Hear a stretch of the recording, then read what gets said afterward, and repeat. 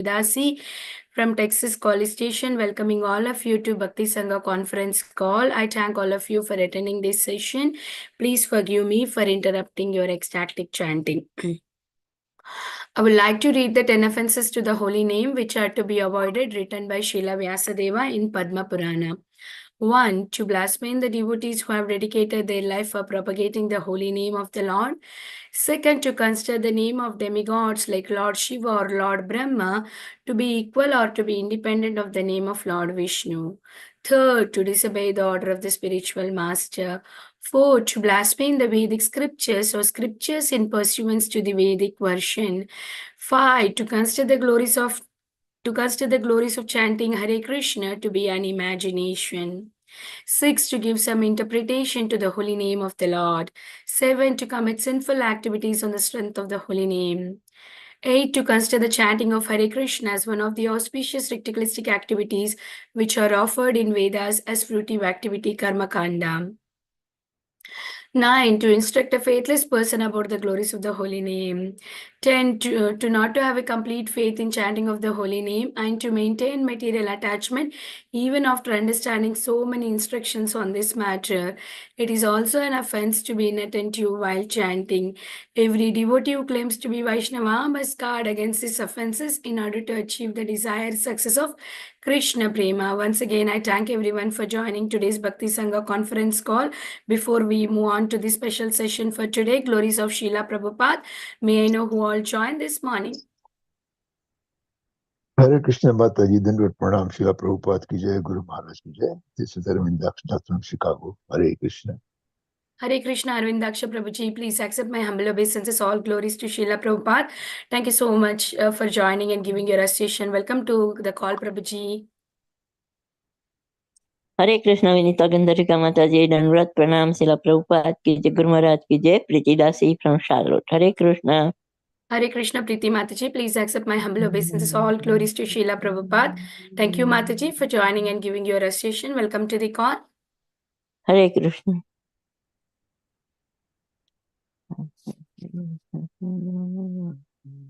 Is there anybody who would like to introduce themselves? Please go ahead.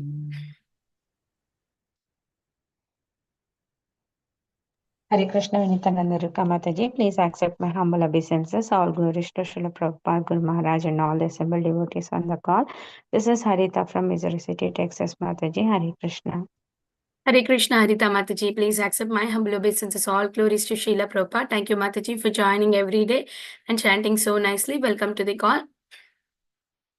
Hare Krishna, Vinita Gandharvika Mataji, please accept my humble obeisances. All glories to Srila Prabhupada, all glories to Guru Maharaj. This is Shama Guru Devidasi from Charlotte. Hare Krishna, Shama Gauri Mataji, please accept my humble obeisances. All glories to Srila Prabhupada. Thank you, Mataji, and thank you for all the services to the Bhakti Sangha. Welcome to the call, Mataji. Hare Krishna. Hare Krishna, Vinita Gandharvika Mataji, all glories to Srila Prabhupada and Guru Maharaj. My humble obeisances to you and all the devotees. This is Krishna Kumari Devidasi from Anand. Hare Krishna, Krishna Kumari Mataji, please accept my humble obeisances. All glories to Srila Prabhupada. Thank you so much, Mataji, for joining and giving a recitation every single day, Mataji. Welcome to the call. Hare Krishna. Hare Krishna, Vinita Gandharvika Mataji, please accept my humble obeisances. My humble obeisances to all the assembled devotees. All glories to Srila Prabhupada. All glories to Shri Guru and Gauranga. This is Susmita from Canada. Hare Krishna. Hare Krishna, Susmita Mataji, please accept my humble obeisances. All glories to Srila Prabhupada. Thank you, Mataji, for always there and serving Bhakti Sangha very nicely. Welcome to the call, Mataji. Hare Krishna.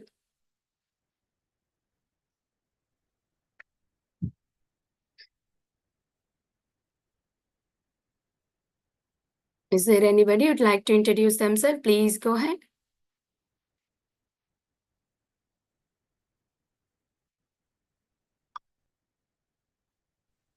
Hare Krishna Mataji, this is Shruti from Canada. Hare Krishna Mataji, please accept my humble obeisances. All glories to Srila Prabhupada. Thank you, Mataji, for joining us. I think you joined before also, right, Mataji? Yes, Mataji, I'm joining every day now. Every day you're joining. Nice to see you, Mataji. Welcome to the call. Please join us every day and announce your name. Hare Krishna.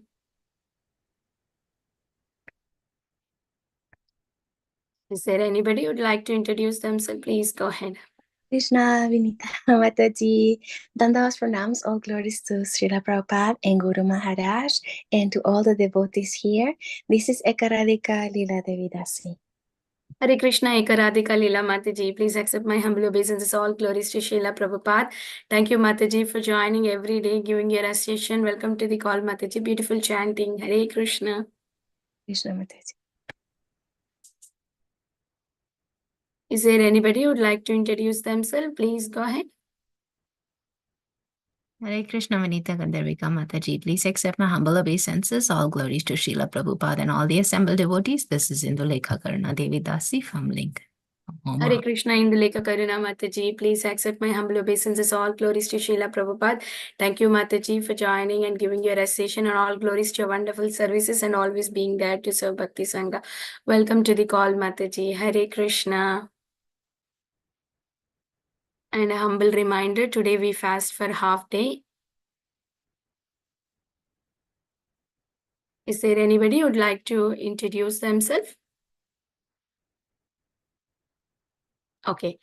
Mataji, we can finish reading it. Akomadiki Mataji is here. Hare Krishna. Hare Krishna, Mataji. Please accept my humble obeisances.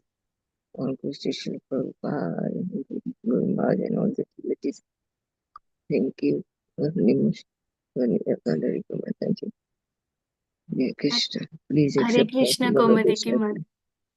Hare Krishna, Komadiki Mataji. Please accept my humble obeisances. All glories to Srila Prabhupada. Thank you, Mataji, for joining and giving your association. Very happy to hear your voice this morning. Welcome to the call, Mataji. Thank you, Mataji. Hare Krishna. Hare Krishna.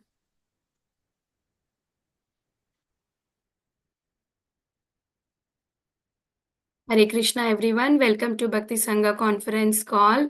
Today we are very fortunate to have His Great Jagat Purush Prabhuji to enlighten us on the topic of special topic for today, Glories of Srila Prabhupada.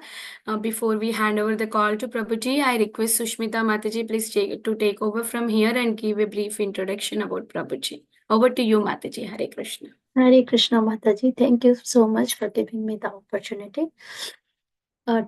Hare Krishna, dear devotees. Today we are so fortunate to have His Grace Jagat Purush Prabhuji as our speaker today. He is the direct disciple of A.C. Bhaktivedanta Swami Srila Prabhupada. He came in contact with Prabhupada and his disciple in 1967 in California. After 3 years, he took up the Krishna consciousness as his way of life in Detroit, Michigan. Since then, he has been serving Lord Chaitanya's movement. He has served many temples across the world. Mainly, he was in charge of Radha Rasabir Temple in Juhu Chowpatty, Mumbai for 10 years. Then he came to United Kingdom and served there for 12 years. In that period, he also opened a temple and took care of it for 8 years. Since his return to United States, he started Jagannath Rath Yatra in Michigan. He was able to preach and introduce Krishna consciousness to thousands of souls outside and within his own family, which is a rare achievement. He introduced his brother to Krishna consciousness. His wife Chinmay Mataji is also a Srila Prabhupada's disciple.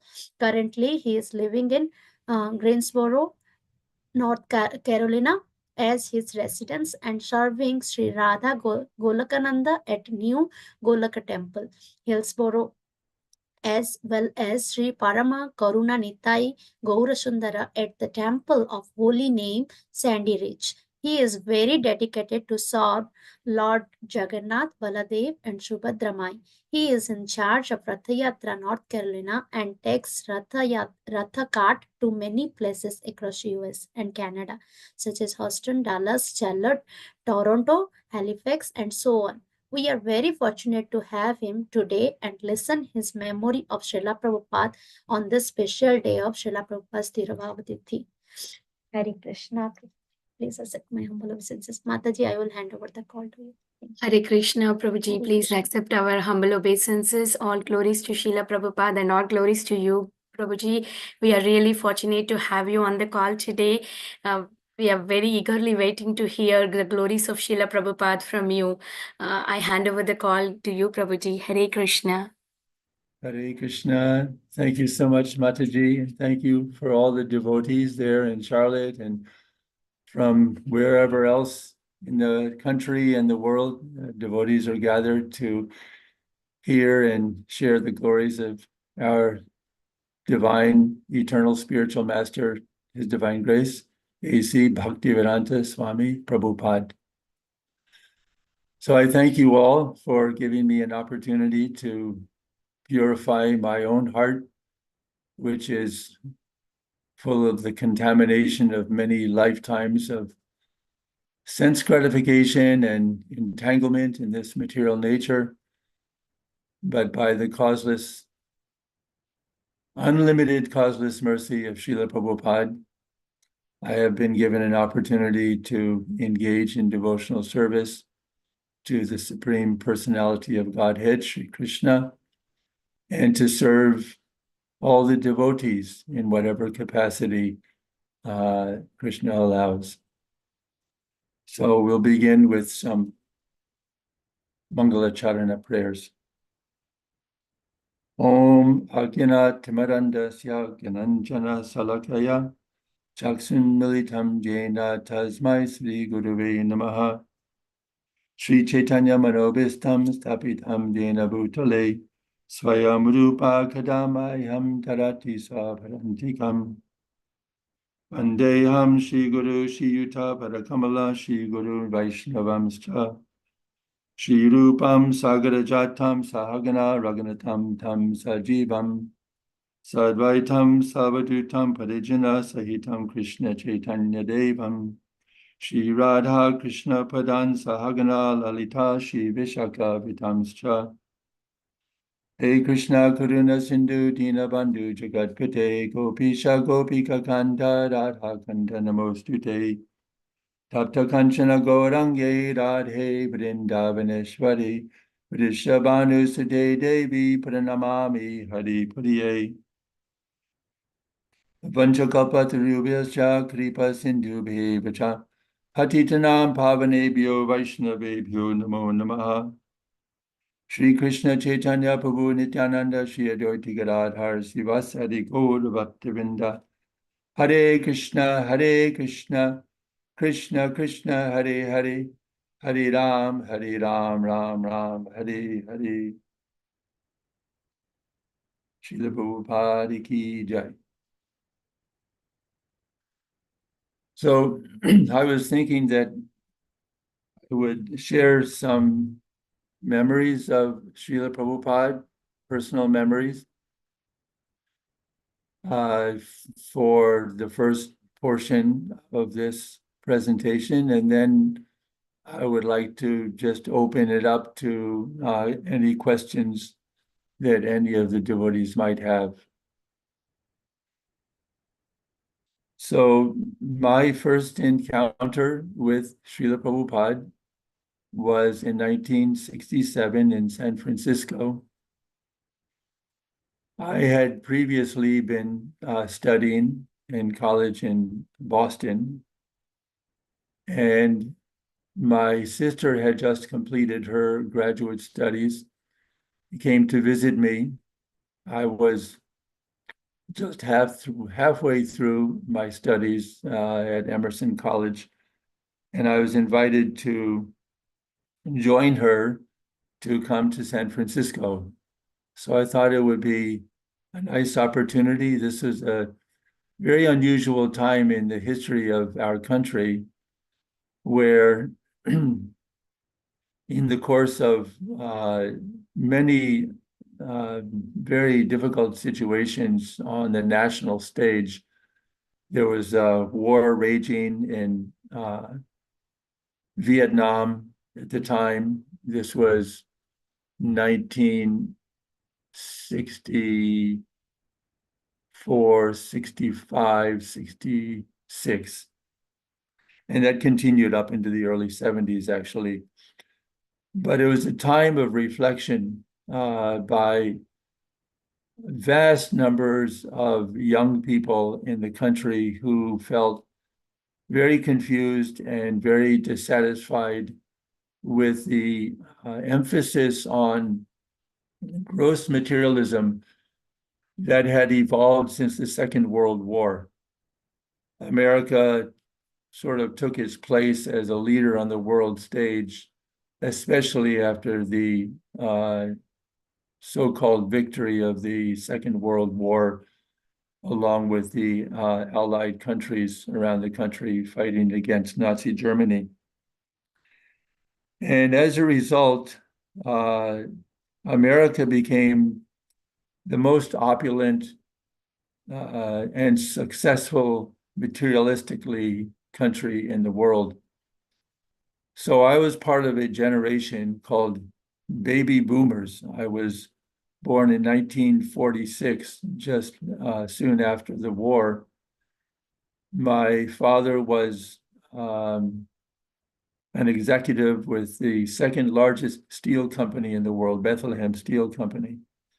And so I grew up in a upper middle class family. We had all facilities. But as Srila Prabhupada explains in the first canto, Srimad Bhagavatam, there is a pinprick in this society. It's difficult for many people to understand exactly what it is, but there's something going on. There's a famous song by Bob Dylan, who's one of the most renowned singers of the 1960s and 70s, who said in one verse in his song, "There's something going on, Mr. Jones, but you don't know what it is." Something is going on. So there was a search among our generation for some deeper meaning, some deeper purpose in life. And San Francisco happened to be the epicenter of this countercultural movement. Young people from all over the country were gathering there, and my sister wanted to be a part of this, and it was a very enticing opportunity. So I left college at this time thinking that perhaps I would be there for a month or 2, 3 months and then come back and continue my studies. But what I found was that there was such a sharing of ideas and thoughts among these hundreds and gradually thousands of young people. There were constantly meetings, gatherings, concerts, seminars going on that would reflect the search that we were all experiencing at this time. So I lived on a famous street called Haight Street. That's not the hate that we think of. It was Haight, Haight Street. And Haight-Ashbury, which was a famous intersection of two streets, and the area became famous worldwide as the Haight-Ashbury area of San Francisco, which, as I said, was the epicenter of this countercultural movement. So I was living there with my sister and experiencing this a feeling of great revival and a great almost a pseudo-spiritual revolution that was taking place. But there wasn't cohesive direction. Everyone seemed to have their own idea of a path, following different teachers, different gurus, different philosophers, reading various books. So within a few months, perhaps 6 or 8 months of my being there, I discovered that there was the presence of the Hare Krishna devotees. And I was immediately attracted and fascinated by seeing the devotees in their dhotis, kurtas, and saris walking up and down the streets of San Francisco and chanting the holy name. And whenever I would see them, I would always approach them. I would always give a donation and take a magazine. There were no books being distributed at the time. This was 1967. So only Bhakti Godhead magazine was being distributed. And I would read the magazine from cover to cover. And in those early days also, they would include menus or recipes. And I would learn those recipes. I had become a strict vegetarian at that point in time. And I would follow the recipes and incorporate those into my regular diet. Then my sister had a boyfriend named Gary, and he had been an engineer. He became a hippie, and he was working in the different concert halls to create special effects called light shows. And I was visiting my sister one afternoon, and this Gary gave me a ticket and said, "Here, we're having a concert tonight at the Avalon Ballroom. Would you like to come?" And it was a free ticket, complimentary. So I thought, sure, why not?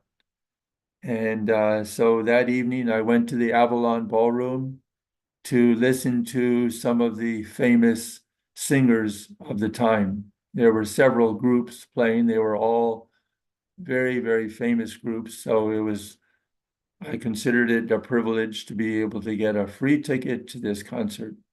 Little did I know that this was the concert that had been organized by the devotees as a means of introducing Srila Prabhupada to the young people of San Francisco.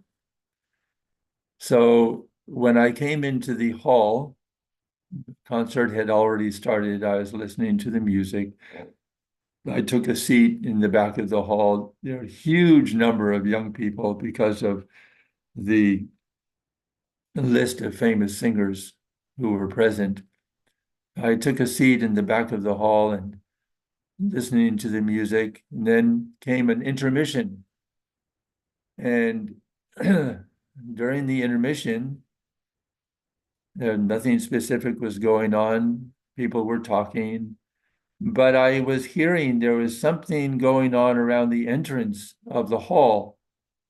And so I looked over and I saw for the first time in person Srila Prabhupada, accompanied by a famous poet philosopher by the name of Allen Ginsberg, who had flown with Srila Prabhupada from San Francisco on the invitation of the devotees to come and to attend this concert and to introduce Krishna consciousness to the young people of San Francisco. My first impression upon having my eyes rest upon the divine form of Srila Prabhupada was that I had never, ever seen any person with such a glow. He just emanated such a purity and such a, what I thought of as divine cleanliness. It was very, very striking. And of course, I immediately recognized Prabhupada because I had been reading the Bhakti Godhead magazine, and I had spoken with some devotees. And in fact, by that time, I had also visited the temple, which had just opened. So it was an amazing experience to see Srila Prabhupada. So Prabhupada walked onto the stage with this Allen Ginsberg and with the accompanying devotees who brought their kartals and their mridangas. And Allen Ginsberg introduced Prabhupada and then handed the mic to Srila Prabhupada. And Prabhupada spoke very briefly, knowing, I'm sure, that the audience, very, very colorful audience of perhaps 2,000 young people, all dressed in very colorful outfits, and many of them carrying little flutes or cymbals, or it's just, this was the nature of that little microcosmic society within Haight-Ashbury. People were trying to establish an alternative way of living and trying to experience joy in their lives as a counteraction to the confusion that automatically was born out of a very, very materialistic society. So Srila Prabhupada spoke briefly, and he spoke about the chanting of the holy name and how this chanting will cleanse the heart of all the dust accumulated for many lifetimes. And after a brief talk in glorification of the holy name, Srila Prabhupada sat down, and Allen Ginsberg, who had visited India numerous times and knew to play the harmonium and was very familiar with the Mahamantra, he started to lead the chanting. And after 5 minutes or so, he pushed the microphone over to Srila Prabhupada. Srila Prabhupada was playing the kartals, and Prabhupada then took over the leading of the kirtan. So my sister's boyfriend, who was in the projection room creating the light shows during the music, he projected the Mahamantra on the wall of the auditorium so that everybody could see and read and repeat the Mahamantra. So it started out slowly, and as everyone gradually became familiar with the Mahamantra, it became very powerful. And after maybe 15, 20 minutes into the chanting, and just imagine 2,000 young people joining in responding, chanting the holy names of Krishna. It was amazing. And then the musicians who were back in the dressing room, they were not on stage. They were hearing what was going on in the hall. It was becoming louder and louder and more powerful. They were very intrigued, and they started coming on stage. And little by little, all the musicians, guitars, drums, and various other instruments were coming on stage and joining musically with the Mahamantra. So it became a really powerful sound. And I was thinking to myself that this was a miracle, that the atmosphere of this hall was so transformed into a transcendental abode. I felt as though we were on some kind of a vehicle, all of us, all 2,000 people led by Srila Prabhupada into Vaikuntha, into the spiritual world, above and beyond all of the modes of nature, all of the miseries of the world. And everyone was together with this amazing experience. So this is my first contact with Srila Prabhupada. So then I would, after this, often visit the temple. My first service was to vacuum the temple floor. There was a carpet on the floor. My second visit, I was given an opportunity to wash pots after the Sunday feast. And but I wasn't quite ready at that point in time to join the temple, but I knew then that this was my destiny. And eventually, after living in a town near San Francisco, living on a sailboat and practicing the chanting of the holy name. And then I joined the merchant navy to be on a ship, merchant ship, for a year and a half.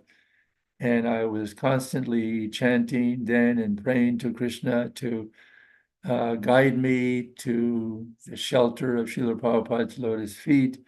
I knew that time would come. I didn't know when it would come or how it would come. In the course of working on the ships, I stopped for a month in Seattle, Washington, and stayed in a hotel and discovered the devotees were there. Then I started visiting that temple. Then I had to go join the ship again.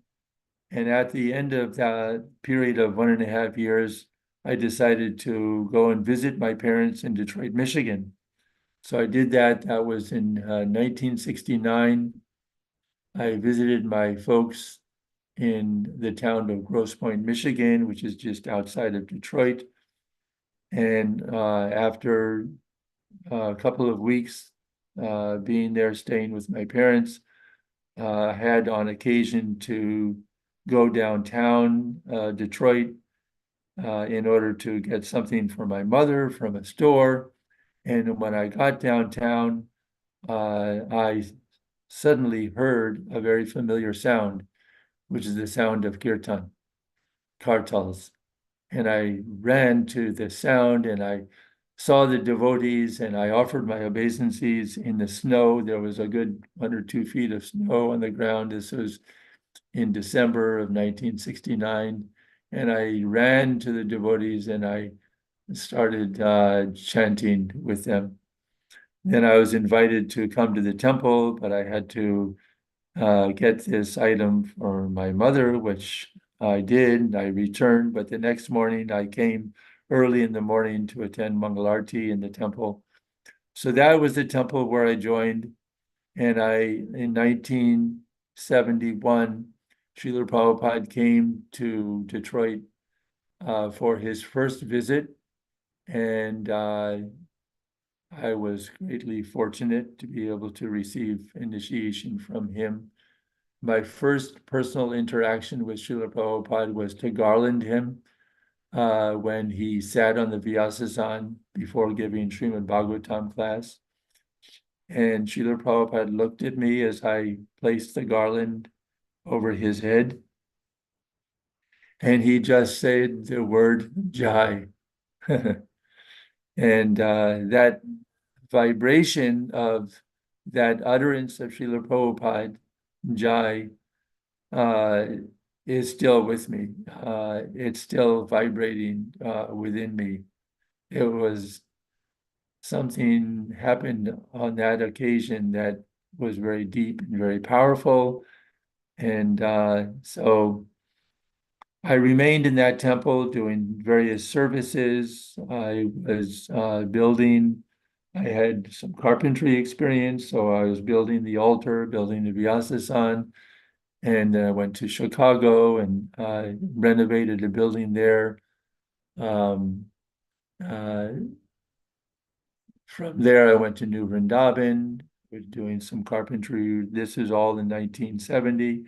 And then I came back to Detroit, and 1971, 1972, I was trained by the head cook, Narottamananda Prabhu, in the kitchen. And when he became the head pujari, I became the head cook. So I did that for 6 months. And then in the spring of 1972, I was given the opportunity to come to India. Srila Prabhupada had asked every temple should select at least one devotee in their congregation, in their temple, to go to India and help to manage one of the 3 centers that had opened in India, which was Vrindavan, Mayapur, and Mumbai. So because I had some experience with building, construction, etc., it was decided that I would go to Mayapur. That was the most ambitious construction project at the time. But my flight landed in Mumbai. So I stayed in the temple with the idea I would be there for a week or two, and then I would catch a train to Mayapur.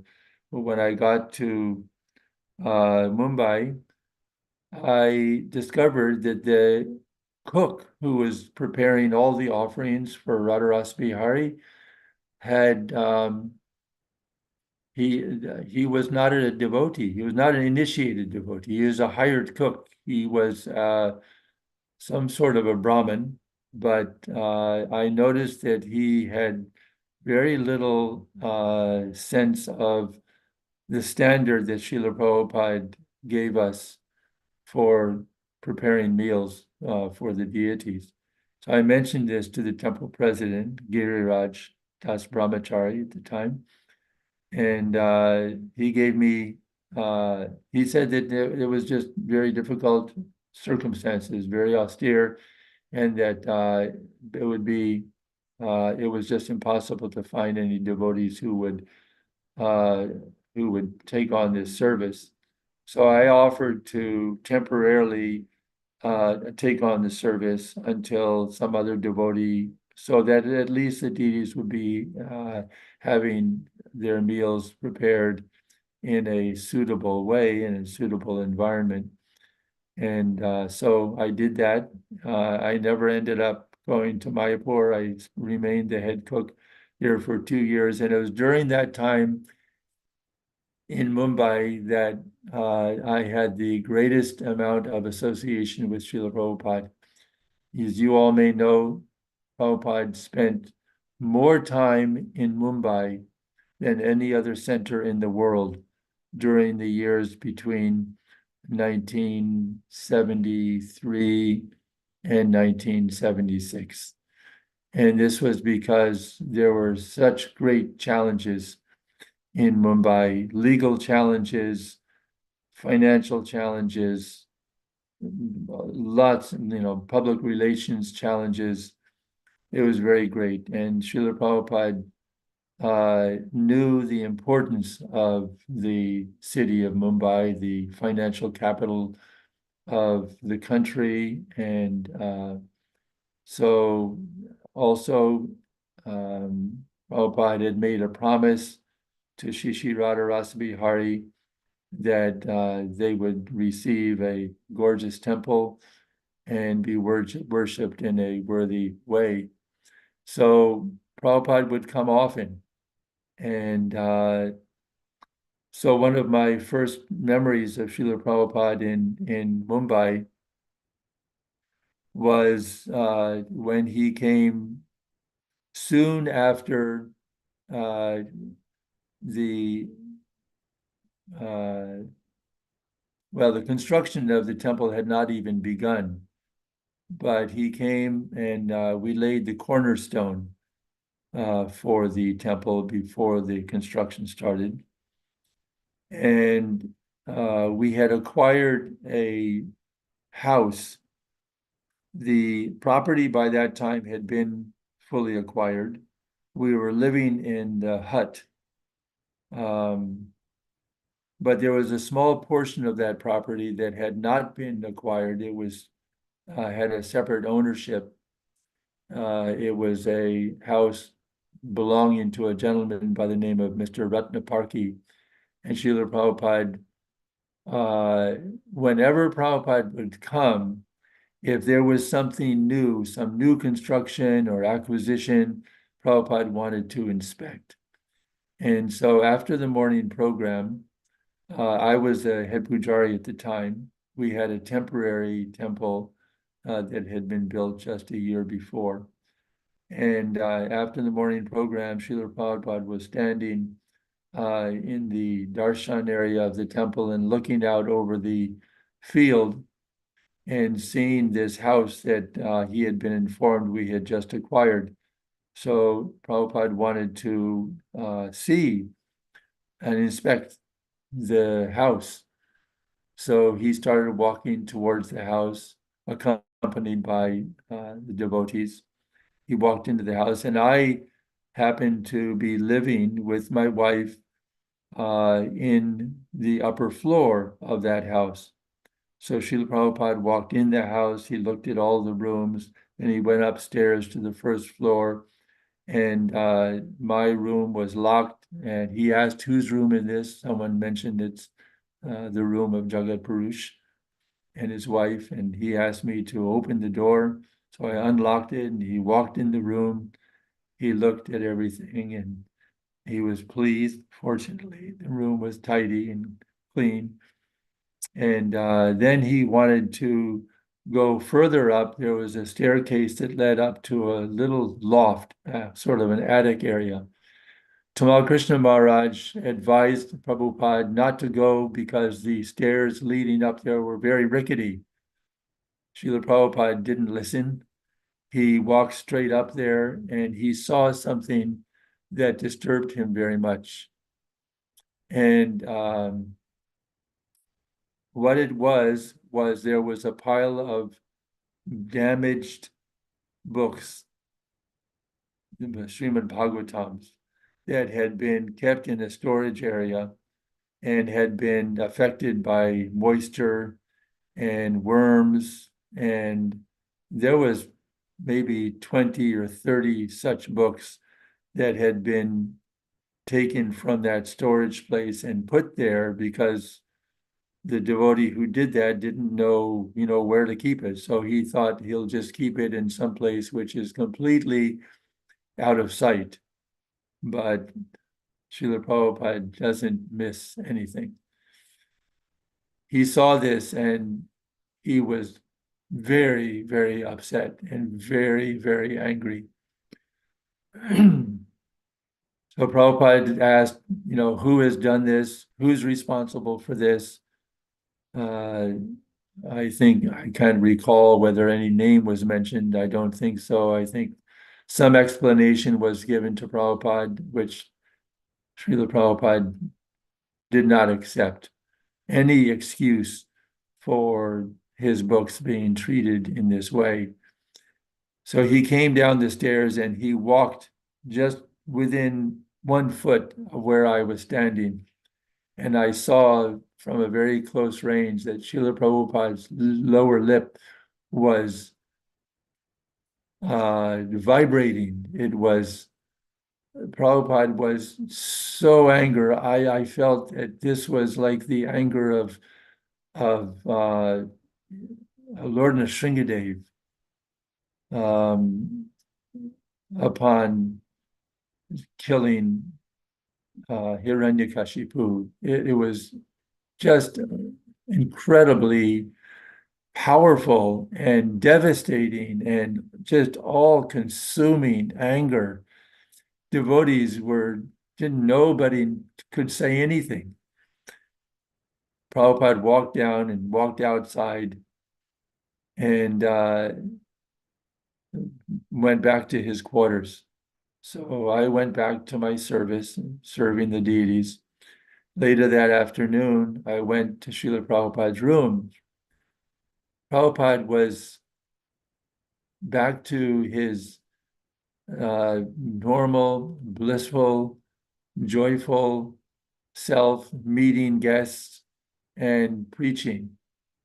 And it was a great lesson for me to see this side of Srila Prabhupada that devotees very rarely had an opportunity to see, that Prabhupada could become at one moment so furious and the next minute so compassionate, kind, just giving Krishna consciousness without limitation.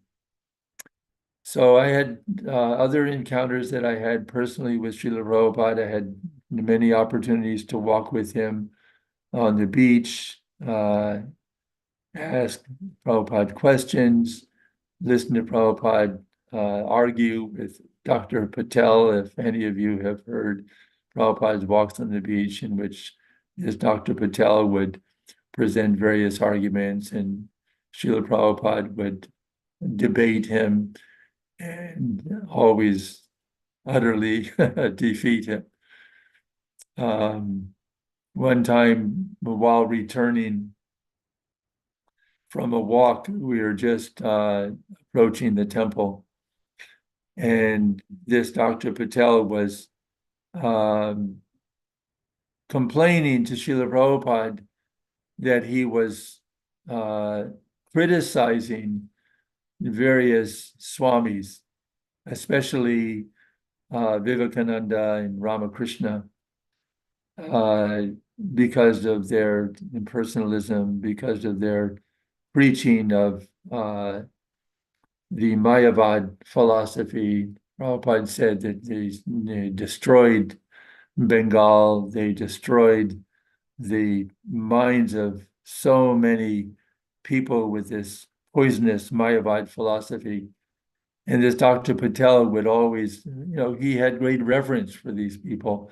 He had grown up that way, and he would say, Prabhupada, please just leave them alone. You don't have to criticize them. Just do your thing. Let them do their thing. And after hearing this for several minutes, Srila Prabhupada stopped. And whenever Prabhupada would stop during the walk to say something, the devotees would gather around in a circle, just ready to hear, open our ears wide to hear what Srila Prabhupada had to say. And Srila Prabhupada on that occasion said that if I am a doctor, a surgeon in an operating room, and I am operating on a patient, and someone walks into the room and begins to cut my patient in different places, am I going to just stand there and watch and do nothing? No. I will say, get out, get out, get out. So this is the case where I cannot remain quiet when these personalities are destroying the spiritual lives of innocent people. So like this, Prabhupada would make so many wonderful points. And on another occasion, also on a walk, Srila Prabhupada was quoting from some scripture wherein the chances of liberation for different categories of people within the Varnashram society was stated, in which the sannyasi is mentioned to have 75% chance of of achieving liberation. The vanaprastha and the brahmacharis, they are having 50% chance of achieving perfection and liberation, and the householder having 25% chance of going back to Godhead. This is a quote from some scripture. So after Srila Prabhupada said that, one devotee was very curious and said, Srila Prabhupada, you say that the householders have such little chance of going back to Godhead. Well, what about Saurabh? So Saurabh Prabhu was the devotee who was an architect from Holland, and he was living there with us in the hut. Srila Prabhupada's first instruction to him on the first meeting was to design the temple for Shri Shri Radharasa Bihari. And Saurabh was sitting day after day for many, many, many hours throughout every day, working on a platform which was built on orange crates and sitting on another orange crate under a single bulb that was hanging down in the hut.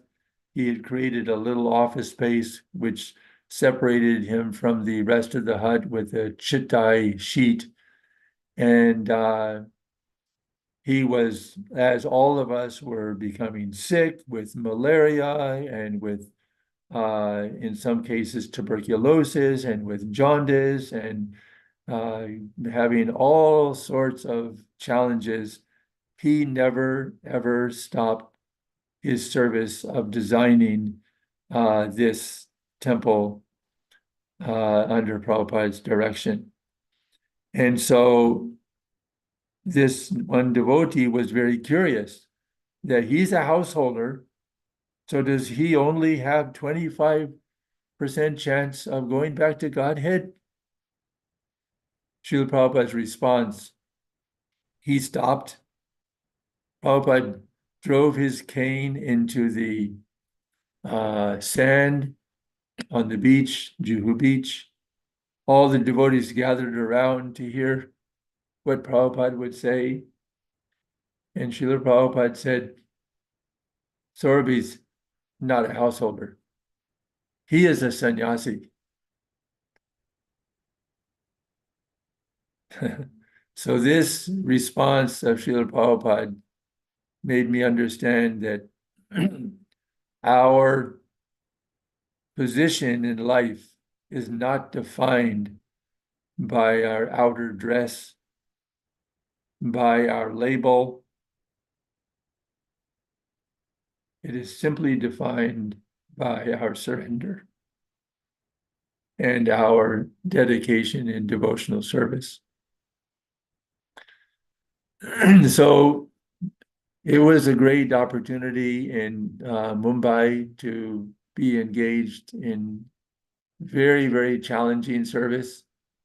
And the more challenging the service became, the more nectar it became.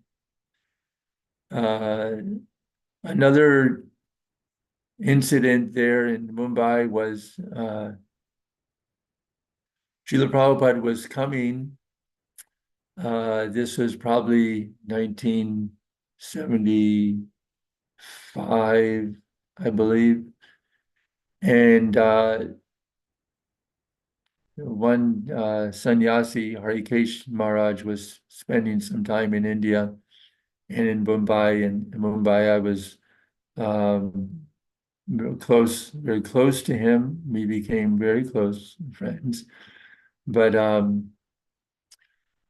the two of us together designed a new kitchen. There was a what had been a go-down for storing books just a little ways up the street, because we had our kitchen where I had been cooking was in the hut. It was just a little 8-foot by 8-foot room within the hut, very, very little facility.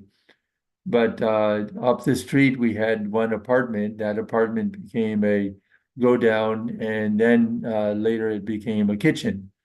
So it was a little bit of a challenge because it was a little bit up the street, but for about 1 year, we were using that kitchen to cook for the deities. So I was there in the kitchen. I was preparing the Raj Bhog, and Srila Prabhupada was arriving that late that morning, or he was expected, I think, around noon or so. I could not go to the airport.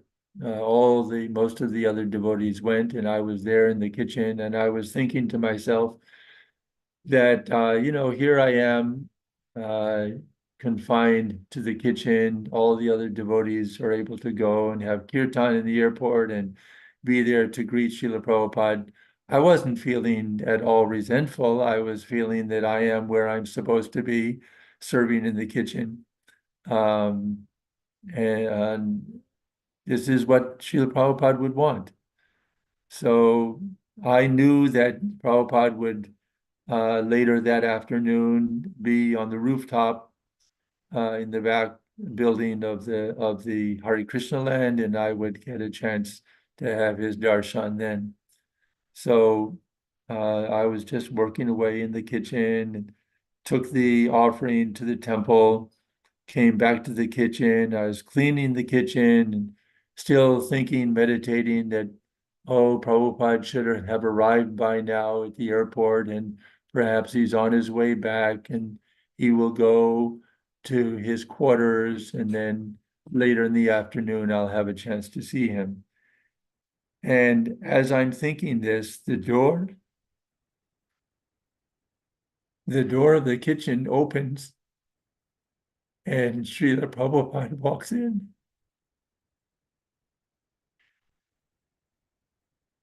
So there I am in this kitchen, and Prabhupada is standing in front of me. So I, of course, offered my obeisances. And Srila Prabhupada, because this kitchen was new and he had been informed that the kitchen had been established, he wanted to see it. So Prabhupada came in the kitchen, he looked at everything. Fortunately, I had just completed tidying everything up. Everything was orderly and clean. And Prabhupada seemed to be very pleased. He shook his head like this. He said, "This is very nice." And then he left. He went back to his quarters. And then I was thinking how Srila Bhaktisiddhanta had said that don't try to see Krishna, but act in such a way that Krishna will want to come and see you. So this is true, as true with the spiritual master.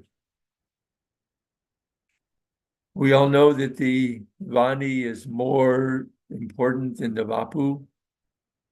Even during Srila Prabhupada's personal presence on this planet, that principle was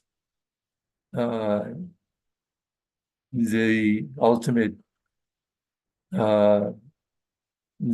truth, that serving the lotus feet of the spiritual master, and especially serving those who are serving Srila Prabhupada, and even better, serving those who are serving those who are serving those who are serving those.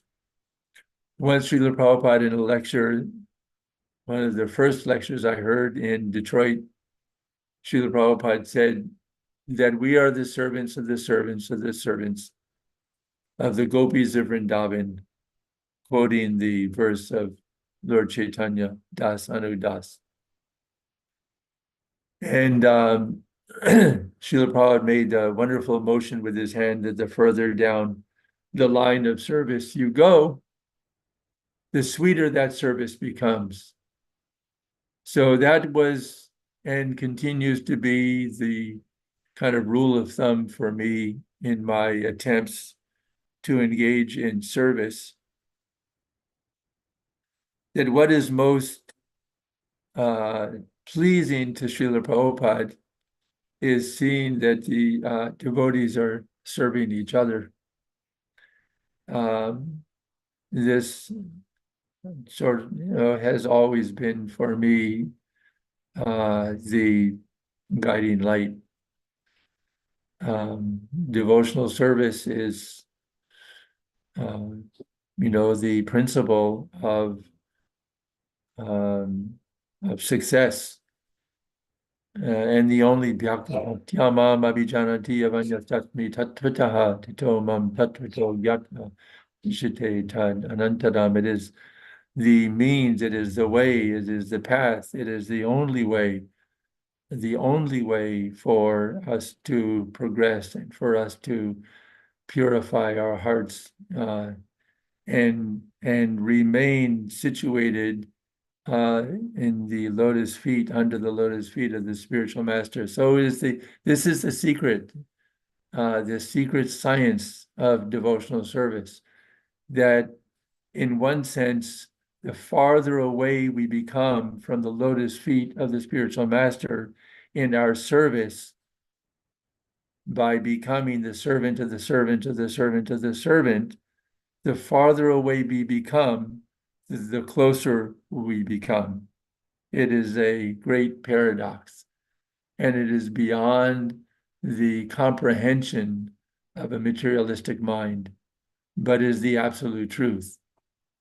That as we serve the servants of the servants of the servants, the nectar becomes sweeter and sweeter, and our addiction to service becomes more and more prominent and intense in our lives. And this is how Srila Prabhupada remains always alive. We know that the wonderful prayer of Srila Bhaktivinoda Thakur,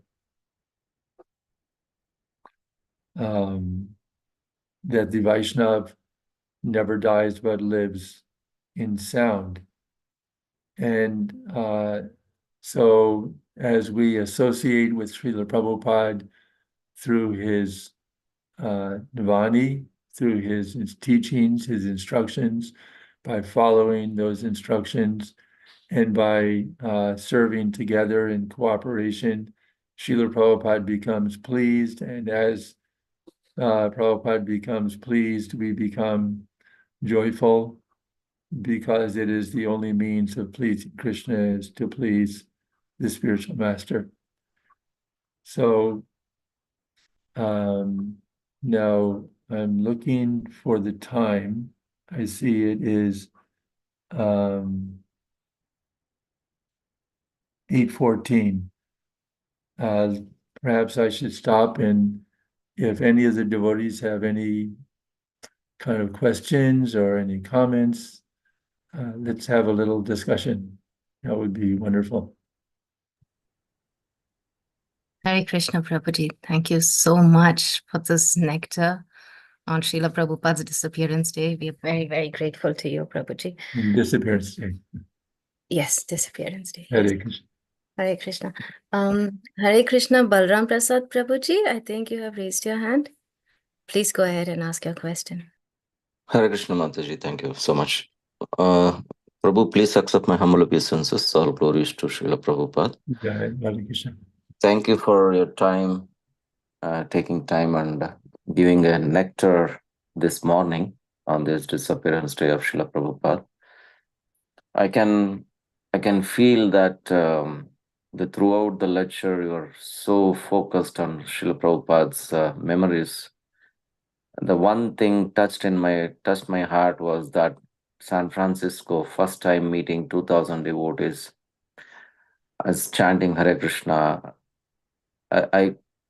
Just hearing itself was kind of, for me, wow, what was that experience, right? So it's like and the pure devotee coming and chanting, and together with the first time, we don't even know ABCD of anything, and sitting there and hearing that transcendental sound attracted everyone. Yeah. That shows how holy name is so transcendental and attractive. That really touched my heart, Prabhu. Thank you so much for that sharing. Well, thank you. Obviously, that experience touched my heart so deeply that from that day onwards, I could not avoid chanting. Wow. It was overwhelming. It was just, Srila Prabhupada's presence. It was like the sun rising on the horizon and just dissipating all the darkness. It was a very, very, very powerful experience, and one of my most favorite memories. And this is a memory from now, this was 1967. So getting on close to almost 60 years ago. And for me, it was just like yesterday. Wow. Prabhu, thank you so much. I had one a question to ask you. I remember I had met you back in 2002 in Detroit, and you had shared some pastimes of this Radha Kalash Chandi and Radha Kunj Bihari. I I remember some glimpses of it, but if you can share that thought, how Prabhupada said something about these two deities got kind of switched. If you can share that, that'll be nice. Maybe you remember You all mean those things. the deities of Radha Kunj Bihari? Yeah, Radharani got switched or something, right? So if you can Yeah, share that. well, but I left Detroit to go to India before those deities were installed. So I wasn't privy to those pastimes. Only in later years I heard that Radharasa Bihari were supposed to go to another temple, and I can't recall the details of that. But I was more intimately connected with the pastime of Srila Prabhupada with Radharasa Bihari, who had come to the Hare Krishna land in Mumbai soon, just before I had arrived. In fact, when I reached Mumbai, it was the day after the festival in which the deities were placed under a pandal. The deities had been installed, the Pran Pratishtha, from what I understand, had already been performed when the deities were in Akash Ganga, in that apartment building in Bombay, in Mumbai. And then they were brought out to be placed on the altar in the Shringasan, which was in the open air under a pandal. And then Srila Prabhupada was there. By the time I came, Srila Prabhupada had left, and the festival had just completed. And then, of course, I remained there for 10 years. So, yeah, the pastime of Radha Kunj Bihari, I don't remember the details of that. I wasn't there personally, although I did. Because when I left, that temple, which was acquired by Ambrish Prabhu and Mother Lekha Shavanti, that had not taken place yet. We were still in the downtown Detroit area. Okay. Yeah. So, thank you, Prabhu. Thank you for your time. Thank you for giving this nectar. Hare Krishna. Hare Krishna. Thank you so much, Balram Prasad Prabhuji. Hare Krishna, Sukha Hare Krishna Prabhu. Please go ahead and ask. Prabhuji, do you have some time for us? There are a few raised hands. Yes, of course. Okay, thank you so much. Hare Krishna, Indulekha Mataji, thank you very much for giving an opportunity to ask. Jagat Purush Prabhu, I'm so lucky to see you have met Prabhupada directly and you have served him personally. So when I see you, I seek your blessings to give some mercy which you got from Prabhupada. And when you spoke from the heart. And at some point, you were almost getting tears when you said Prabhupada came to the kitchen directly. He said, when you want to see Krishna, Krishna will come and see you. And that really happened. You want to go to the airport, but Prabhupada came directly to the kitchen. Right. Can you tell something special in your whole life with Srila Prabhupada? Exciting moment so that we can just, at least hear and get the realization from Prabhupada in your entire life as a disciple of Prabhupada. Well, Prabhu, let me say this, that you have as much access to Srila Prabhupada as I do. No, I have not seen it. But the point is that just as I had experienced during Prabhupada's time, how Prabhupada appears to us and comes to us as long as we remain focused in our service to him without the desire to see him, but just the desire to serve him, that as a result of that desire, Prabhupada will personally appear in our mind and in our heart. And this is not something just abstract. This is something very real. I had the chance to experience Srila Prabhupada's physical presence.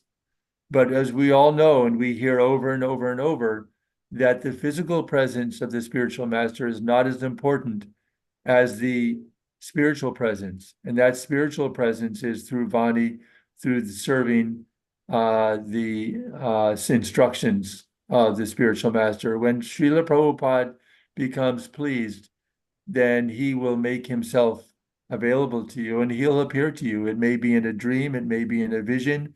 You will feel his presence strongly when he is pleased with your service. And any devotee has access to that. But Manushanam Sahasreshu, it is, very rare that our lives are full of distractions. Our lives are full of preoccupations. And it takes a true effort and sincerity to be engaged. And especially I would say that those times that I experience the connection, the closest connection with Srila Prabhupada after his physical departure is during Japa, during the chanting of the holy name. And if we can just be absorbed in the holy name, but that also requires that our life outside of the chanting period is structured and disciplined in such a way that it will support and encourage pure chanting. So every moment of every day is an opportunity to serve, to surrender, to meditate upon manmana bhavamad bhakto, to remember always to, and all that, that meditation throughout the day, which is always a challenge because of all the distractions and the associations and the various responsibilities that we have, whatever position that we have in society. In Kali Yuga, there are so many distractions that are in which Maya is trying to allure us away from Krishna. But, if we are sincere, then that sincerity will fructify in direct association. It's not indirect. It's direct association with Prabhupada and with Krishna and with Radharani and with the gopis and with all the inhabitants of Vrindavan. We can be there. We can experience that. And that is our goal.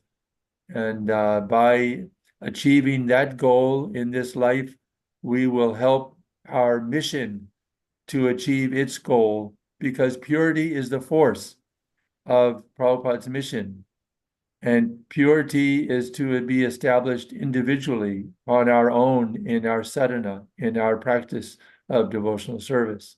And by the accumulative effect of individual purity, our movement will become more and more pure and therefore more and more powerful.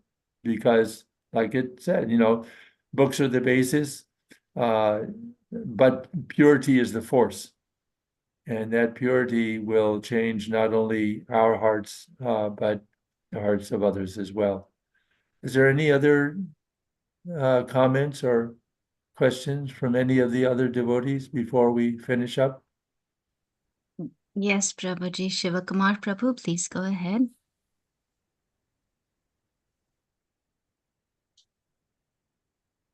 Thank you, Mataji. Hare Krishna, Prabhuji. Dandavat Pranams, Prabhu. Hare Krishna.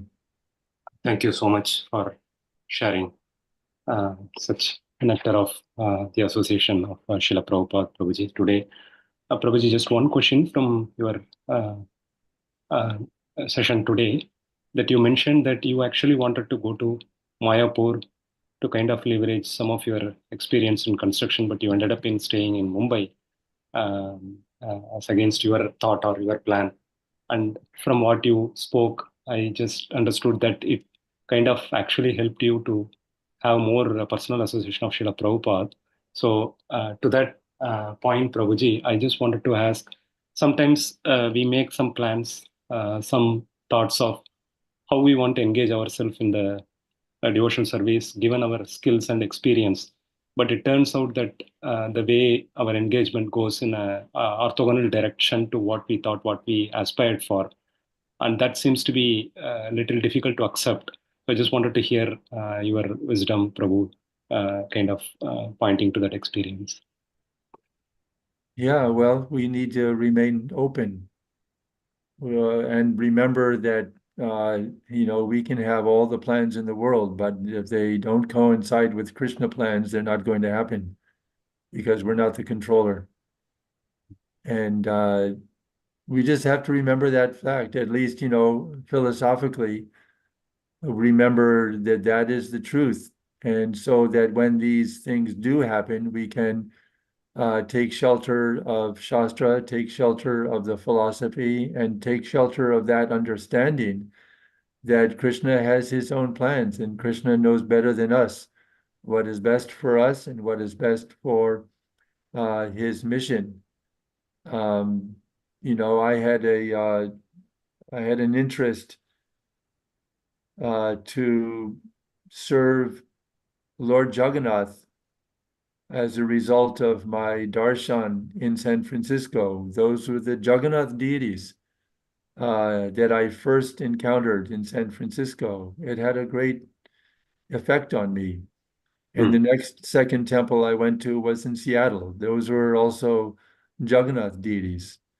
My next temple that I visited was in Detroit. And that's the temple where I joined. And those, the deities were Jagannath deities.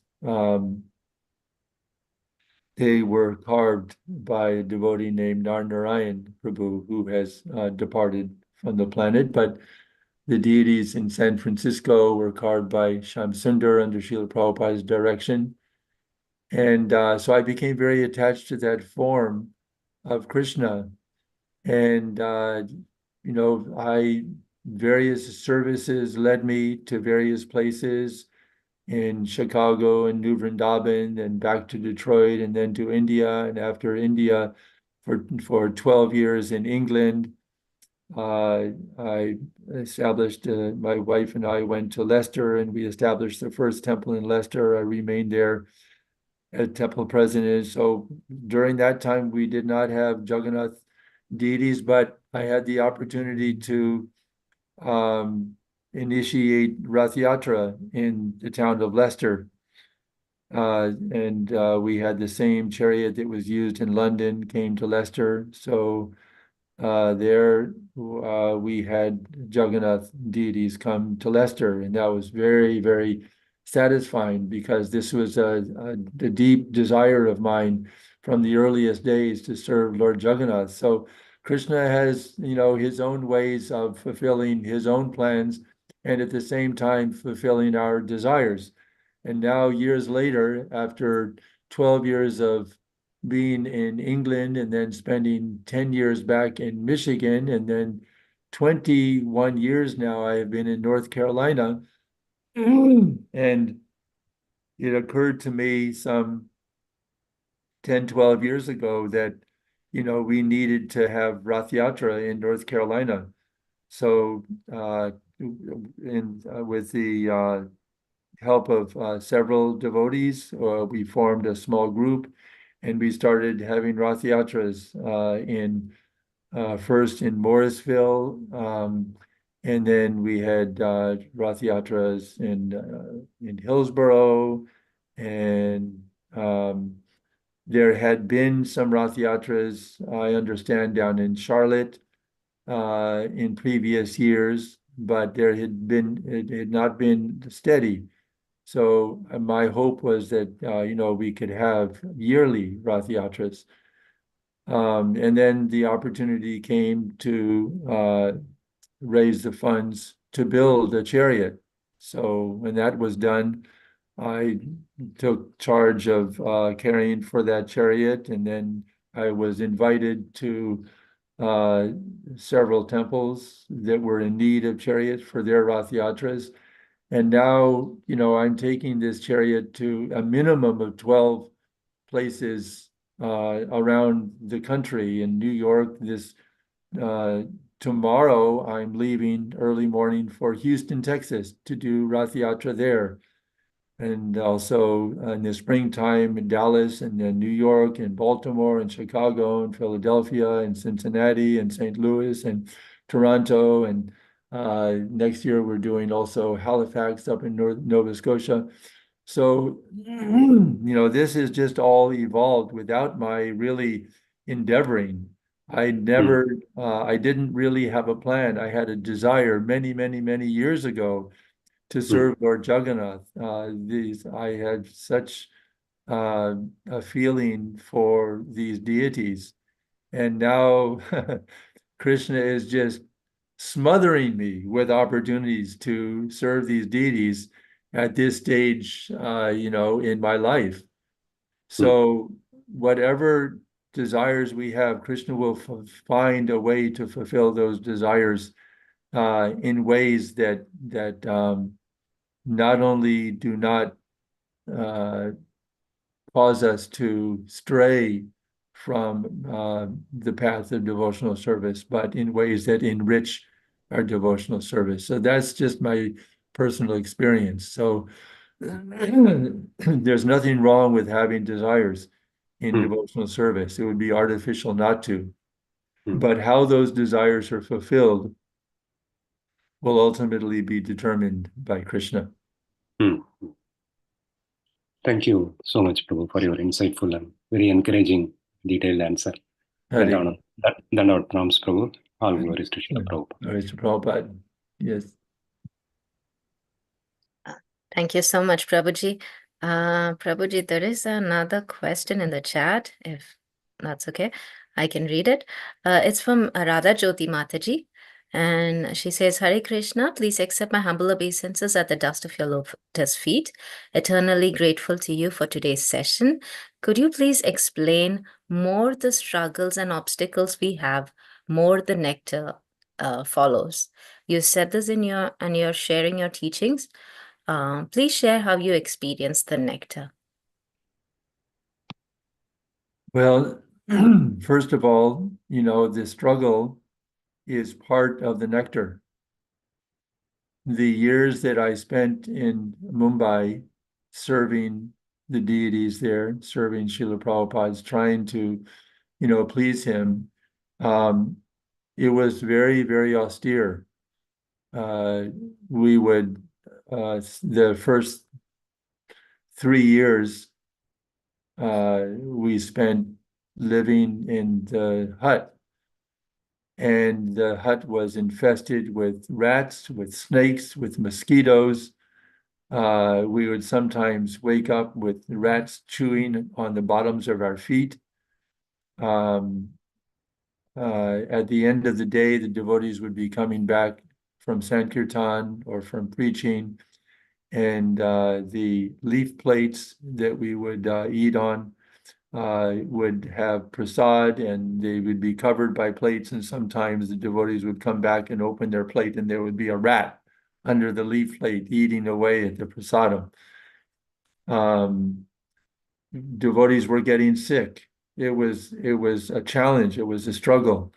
I was in the kitchen from about 7:30 about 7:30 in the morning. I was in the kitchen every day for 2 years, from 7:30 in the morning until probably 7 o'clock or 7:30 in the evening, cooking 6 offerings every day in very, very, very difficult circumstances. There was no facility, there was no ovens, there was no stove, there was no countertops, everything was just on the floor. There was one spigot coming out of the wall for water, and it was extremely austere, and having to keep up with the schedule, and it was sometimes extremely, extremely hot. And sometimes I would get, sick, but there was, nobody to replace me in the early days. We had very, very few devotees to carry out the service, as in we were, serving Radharasa Bihari, these deities, and there was no question of not doing service. And so many difficulties. I mean, one here little example that when I was feeling sick one day, I went to over to the beach. I thought if I, got soaked up some sun, it might help my condition. So I went to the beach and I fell asleep on the beach, and I woke up with one of the very dirty, mangy, hairless dogs that you see wandering around India, with his mouth inside my mouth, licking the inside of my mouth. And I immediately, jumped up and ran towards the ocean and put water and sand in my mouth to try to clean it out. It was a horrible, horrible experience. And I came back to the temple only to find out that that dog had been followed by someone, had been caught because the dog had bit someone else, and it was determined that that dog had rabies. So then I had to go to the hospital for the next, I can't remember, for a fairly long period of time, getting the rabies shots, because it was very, very risky having, that close encounter with the dog. So these kinds of experiences. One day, a whole pot of boiling dal spilled on my leg, and I had terrible, terrible infections all over my leg. I remember Giriraj Maharaj was having severe infections. Surabi Swami, who was designing the temple, had boils at one point all over his body.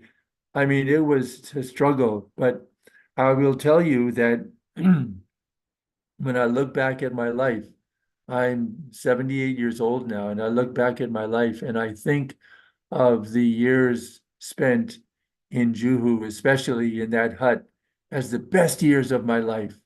The best, the best, the best. These are the most ecstatic, where the most nectar was there, because we were sacrificing. We were doing something that was difficult, but we knew that it was pleasing to Prabhupada because it was Prabhupada's instructions that we were following. And when we have the opportunity, we don't want to undergo austerities, artificially. But when opportunities come to serve and there's austerities are part of that, then we grow spiritually through that experience. And we should pray for those opportunities to serve and to be forced to surrender, however difficult the circumstances may be. We should embrace these opportunities, because by these opportunities, we will become purified, and by becoming purified, we will be able to hear the holy name of Krishna as he is, not being so distracted by the forces that are around us. So this is all I think I can say about, you're asking about struggle and about nectar. The ocean of nectar is, Prabhupada said that God is not cheap. And understanding God is not cheap. You look at Srila Prabhupada's life and the struggle, the constant struggle that Srila Prabhupada underwent. But is there any question as to whether or not Srila Prabhupada was experiencing the nectar of Krishna's personal association? This is how Prabhupada acquired that Krishna was guiding him personally in every step. Prabhupada said that this Srimad Bhagavatam purports are not written by me. They're written directly by Krishna. I'm just following the dictation of Krishna. That doesn't come about. That intimacy doesn't come about simply by following some formula or following some routine. It comes about with a desperate need and a desperate desire to serve and serve under whatever circumstances. It's not that we have to look for austerities. We may be serving in a condition of great opulence, but whatever situation we're put, we want to serve, we want to surrender. And when the test is coming, then we should embrace that opportunity and enjoy it, because that is ultimate enjoyment is through service and through surrender. And when we get an opportunity to undergo some austerity in our service, then we can understand that Krishna is giving us some special attention, and we should really embrace it, not fight against it. Hare Krishna. Thank you so much for the answer.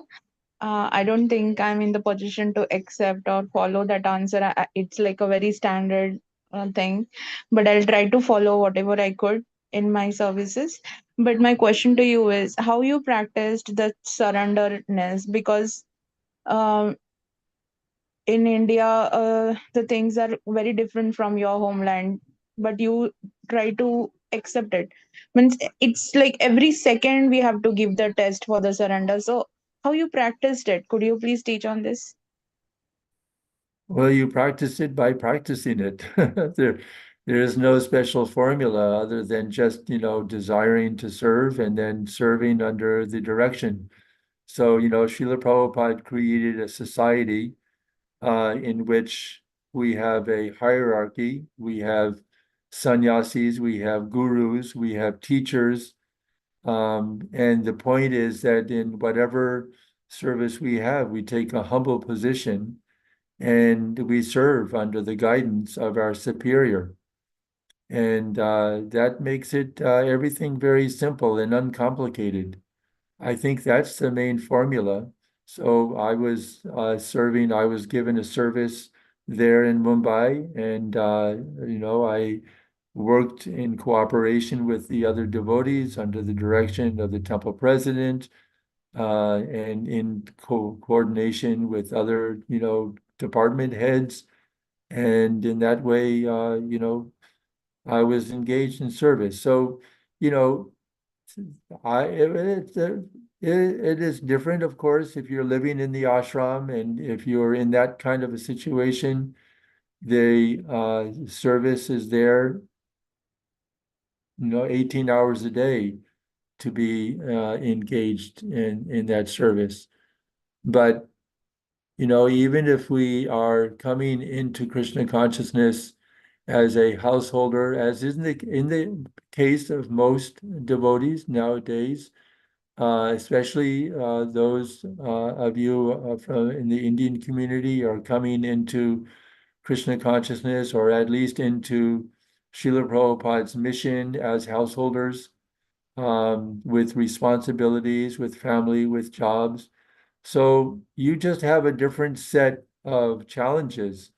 But challenges are challenges, whether they come in one form or another. That doesn't really matter. Whatever our karma and our destiny has led us to, that we are there, and we're going to make the best of it by utilizing everything that we have in Krishna's service. That's yukta vairagya.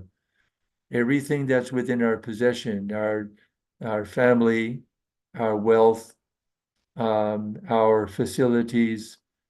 The challenge is to utilize everything in Krishna's service. And so there will always be a struggle, and we want there to be. If there's no struggle, then I think that we can see that we're becoming lax in our devotional service. The point is that with the principle of yukta vairagya, which is practical renunciation, by recognizing that everything belongs to Krishna, and everything that is within our grasp, it belongs to Krishna, none of it belongs to us, and we utilize it in Krishna's service. And that's the challenge that is before each and every one of us. And to what extent we can come up to that challenge and please Srila Prabhupada by engaging all of these things in the service of Krishna, then to that extent he'll be pleased, and Krishna will reciprocate us and reciprocate and allow us to experience the ultimate perfection of life and the joy of Krishna consciousness, which is, loving Krishna, serving Krishna, and serving the devotees. Thank you so much, and I'm eternally grateful to you for the answer, which is very practical. So much instructions are coming in this answer. I'm so grateful to you. Thank you so much. Hare Krishna. Hare Krishna. Hare Krishna, Prabhuji. Thank you so much for your very valuable time and for your wonderful answers. I mean, it's so difficult to imagine the austere conditions under which the devotees survived in Hare Krishna land. Very tough times, but because very joyful times also. yes, thank you so much. It's only because of the initial devotees that we are able to practice so easily over here. So very, very grateful to all of you for your sacrifices and for your dedication to Srila Prabhupada. I think we can end the call here. If nobody else has any other realizations or questions for Prabhuji. Yep, we'll end here, Prabhuji. Thank you so much for your Prabhuji, time. have you seen Prabhupada in your dreams after he left the body? Yes, Anytime I has have. he come? Yeah, would you like to hear a dream? Sure, Yeah. Okay, we'll finish with this. So yes, many times. But the most memorable was a dream that took place some years ago, maybe 15 years or so back. So in this dream, I was given the service of cleaning a room where Srila Prabhupada was going to stay in a large house that had been acquired for Srila Prabhupada.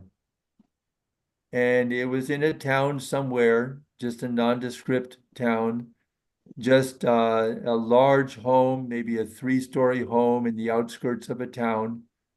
It was on a hill, and so I was all alone, and there was a room on the ground floor of this building that was, I mean, the whole house it was like an abandoned house.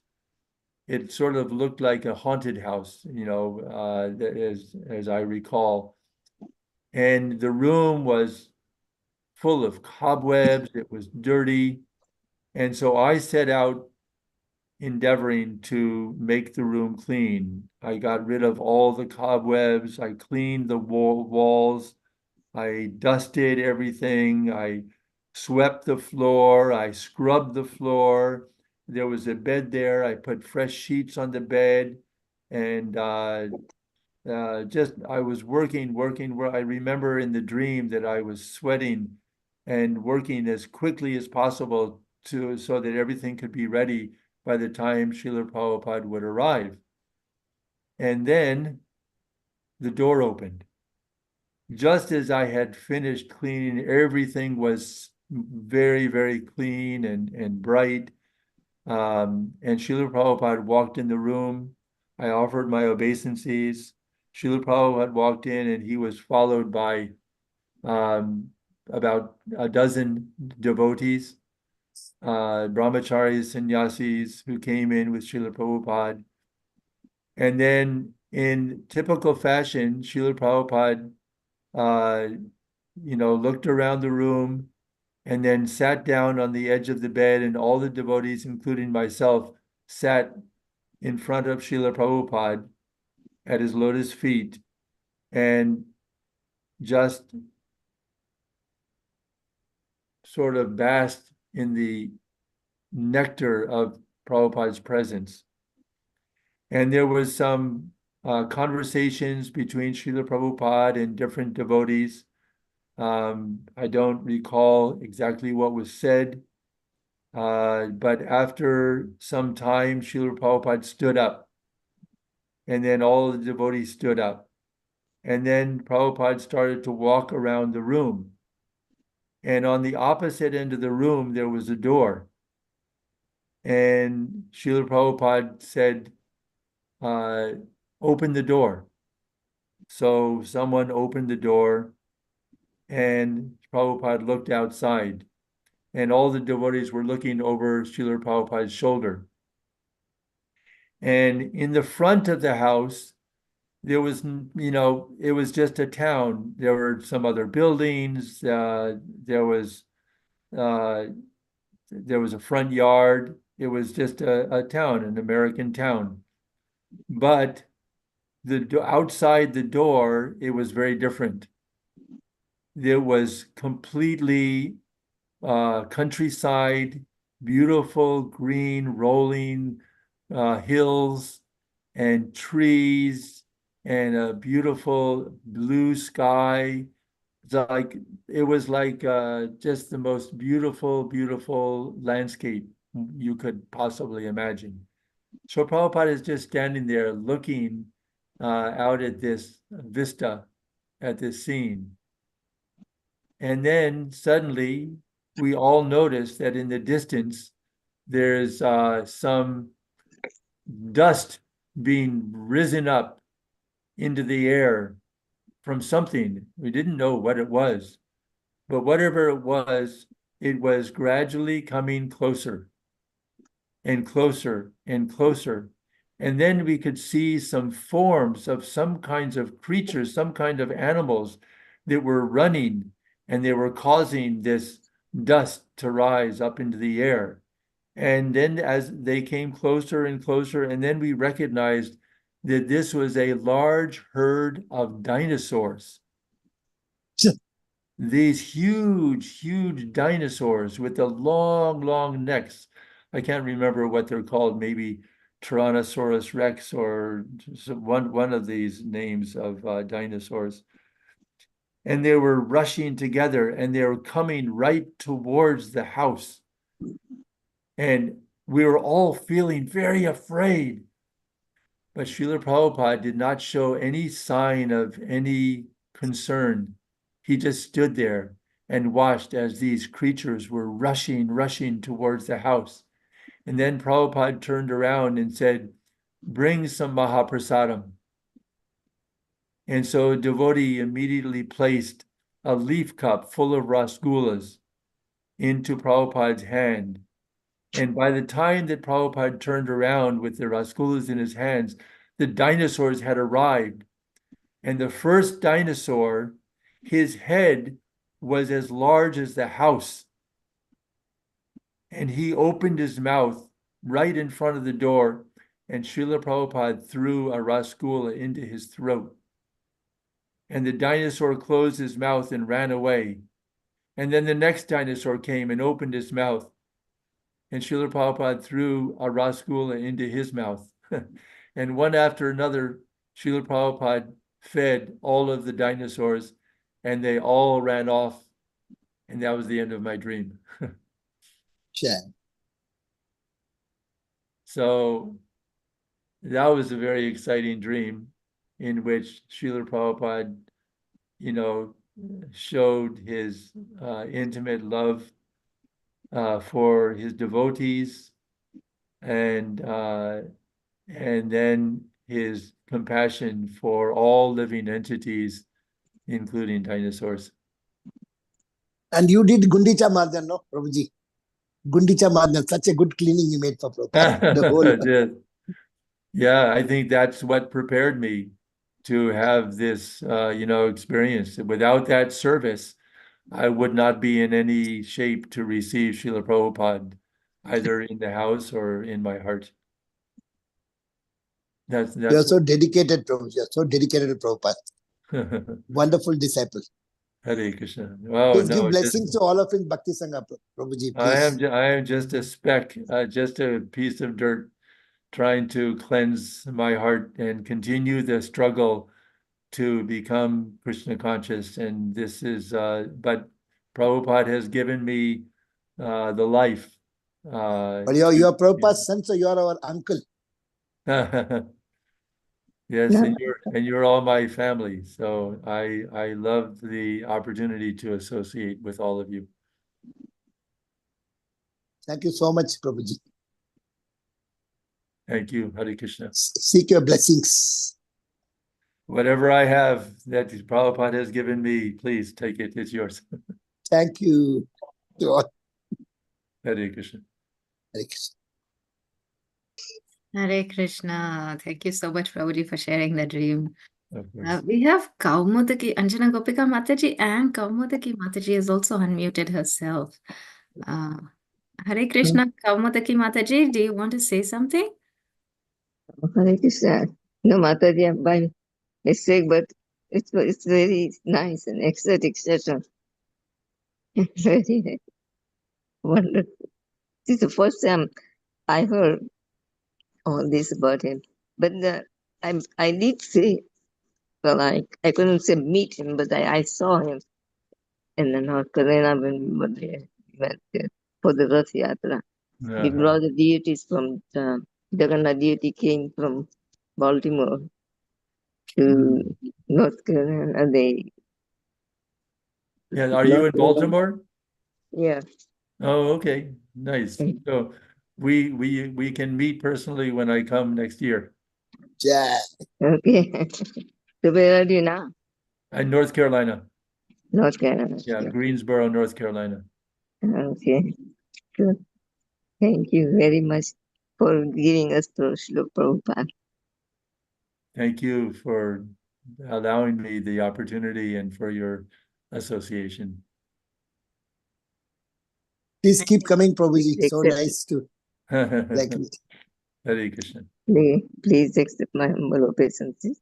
Please accept mine. To you and Srila Prabhupada. Jai Prabhupada. Hare Bol.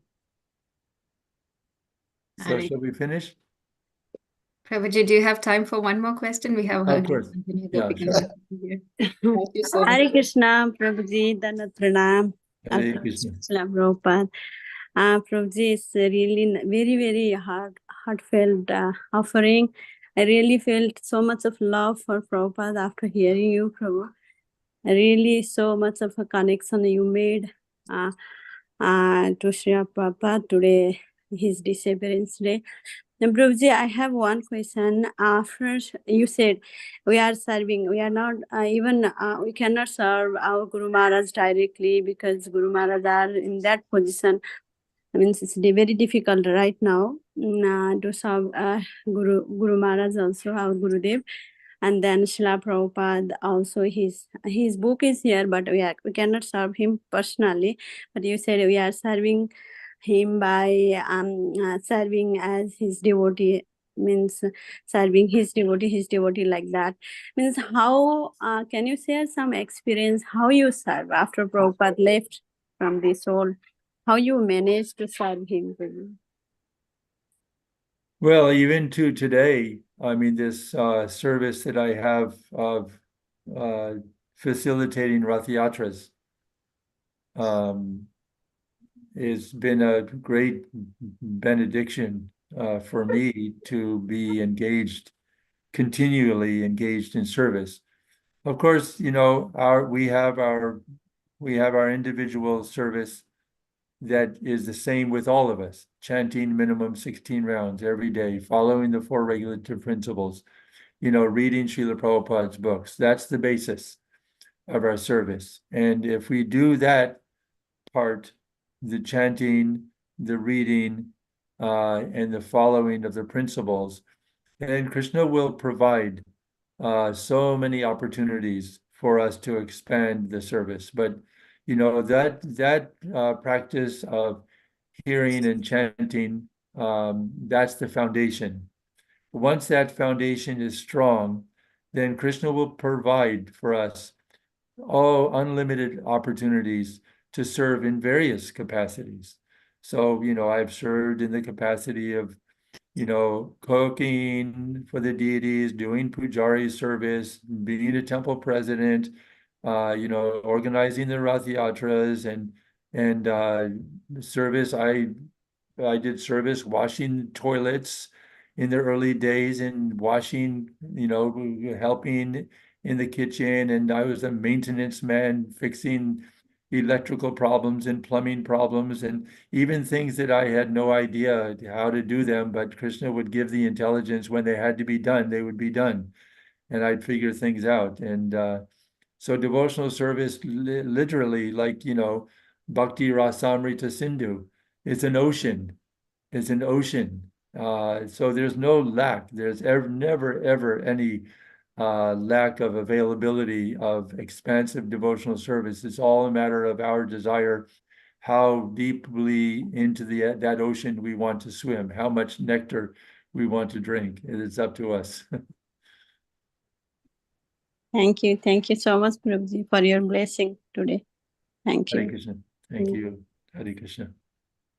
Thank you, everyone. Hare Krishna, Prabhuji. I know that it's really getting late for you also, but we have one more hand raised, Prabhuji. It doesn't look like we want to leave the association. Do you have time? Yes, for one more, sure. Thank you so much, Prabhuji. Sukasagri Mataji, Hare Krishna Mataji, please go ahead. Hare Krishna. Hare Krishna, Prabhuji. Thank you so much for the nectar. Please accept my humble obeisances. Oh, please accept mine. Hare Yeah, I wasn't going to take more of your time, but just when you mentioned that you arranged so many Rath Yatras, I would humbly beg for your mercy and your blessings, Prabhu. We are trying to do a Rath Yatra in Houston this weekend, and there is some resistance, as you may have read in the news. So Yes. I'm just humbly praying for your blessings, Prabhu, that this happens well for the pleasure of Lord Jagannath and the devotees. Well, I hope it's going to happen, and I'm assuming it's going to happen because tomorrow morning I start bringing the chariot to Houston. Oh, Jai Prabhu, that'll be wonderful to meet you in Yeah. person. Yes, I'll be there. Sure, Prabhu, please. I please. don't think that there's anything that can stop, even though I have seen that there's prediction of some rain and maybe even thunderstorms, but even that will not stop the Rath Yatra. Okay. Prabhuji, please let me know of any service when you're in Houston. My name is Sukhsagari Devidasi. So Wonderful. I'll be happy to meet you when I get there. yeah, and you're welcome home, Prabhu, anytime. Thank you. Stay with us. So, thank Hare you so Krishna. much. Hare Krishna. Prasadam. Sure. That is very fortunate, Mataji. You get to meet Prabhuji right away. Hare Krishna. Shama Gauri Mataji has got her hand Hare raised. Krishna, Prabhuji, please accept my humble Hare obeisances. Krishna, please have mine. All glories to you, Prabhuji. Thank you so much for your wonderful services, and very nicely you shared all your realizations and your services. Thank you so much, Prabhuji, for coming on the call, giving your wonderful association. Thank you so much. We are very, very grateful to you, Prabhuji. And please bless us, that we will also serve Srila Prabhupada. Thank you. Well, thank you, Mataji, for facilitating all of this. I know that you're the force behind it all, so I greatly appreciate all that you do in this service. Thank you so much, Prabhuji. All glories to Srila Prabhupada. Mataji is doing such a wonderful service, bringing know. people like you, Prabhupada disciple.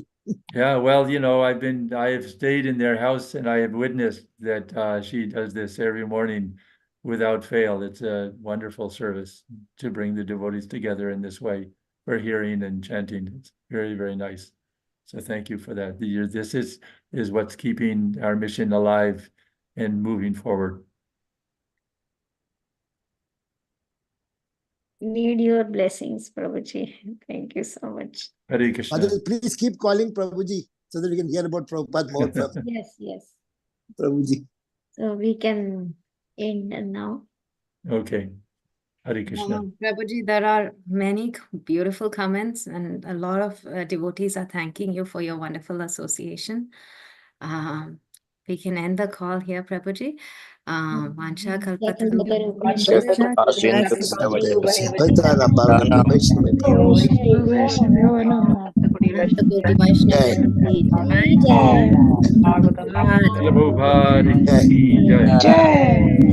Jagat Purush Prabhuji ki jai. Radhe Radhe. Radhe Radhe. Devotees will Ananda.